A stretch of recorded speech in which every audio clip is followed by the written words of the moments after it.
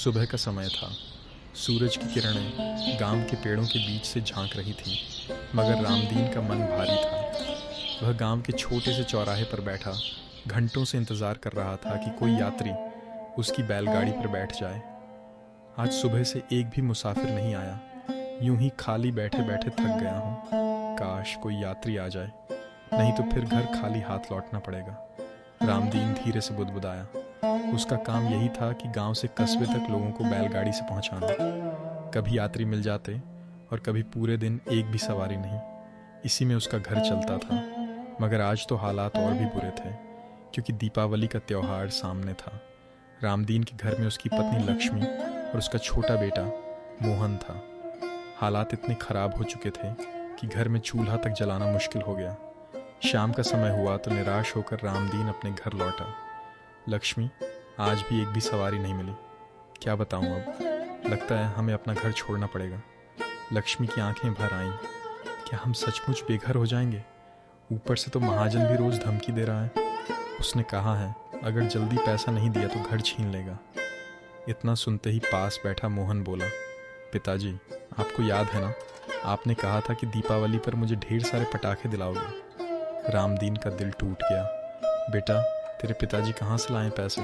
अभी तो रोटी तक नसीब नहीं। लक्ष्मी ने बेटे को समझाया, मोहन, तेरे पिताजी सच कह रहे हैं, अभी हमारे पास कुछ नहीं है। मोहन की आंखें भर आईं।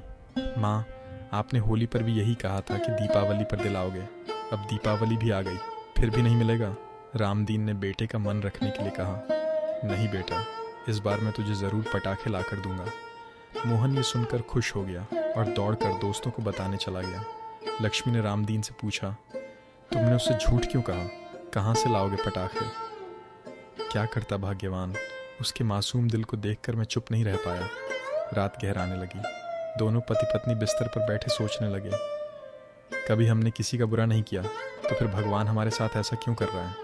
शायद यह परीक्षा है। अगले दिन रामदीन फिर अपनी बैलगाड़ी लेकर चौपाल पहुंचा, मगर दिन ढलने तक कोई यात्री नहीं आया। वह परेशान होकर बोला, अब मुझसे और सहा नहीं जाता। हे ऊपर वाले, कुछ तो कर। इतना कहते ही वहाँ एक बूढ़ा साधु आ पहुंचा। बेटा, क्या तुम मुझे कस्बे तक छोड़ दोगे? मेरे पास किराया देने को पैसा नहीं है। रामदीन ने बिना सोचे कहा, बाबा, आप बैठिए, मैं आपको मुफ्त ही छोड़ दूंगा। बैलगाड़ी चल पड़ी। रास्ते में बाबा ने पूछा, बेटा, तुम्हारा चेहरा इतना उदास क्यों है? रामदीन रोते हुए अपनी सारी व्यथा कह गया। गरीबी, महाजन का डर, बेटे की ख्वाहिशें और अपनी असमर्थता।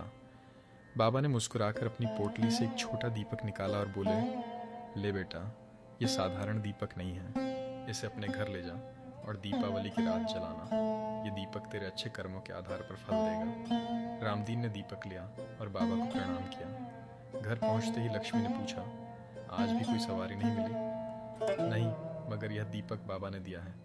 लक्ष्मी ने दीपक देखा और बोली, दीपक, इससे क्या होगा? कहाँ है कि ये जादुई है? चलो देखते हैं। रात आई, दीपावली का समय हुआ। रामदीन ने दीपक जलाया।